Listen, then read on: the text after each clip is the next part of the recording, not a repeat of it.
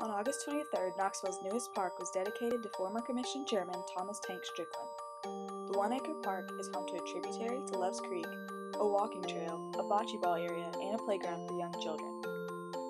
The park is located beside East Knoxville Burlington Branch Library, and the library staff hope to take advantage of the new park for some of their programming. It's really no surprise that the park was named after Strickland. Linda Helms, the first assistant at Burlington Branch, says, "Everybody loves him, and I think they wanted to honor him, especially now that he's leaving the commission. They just wanted to put his name on something lasting." And in regards to how the park has helped the community, Helms says, "Just getting the park really pulled people together, because that's been an ongoing process for about 2 years.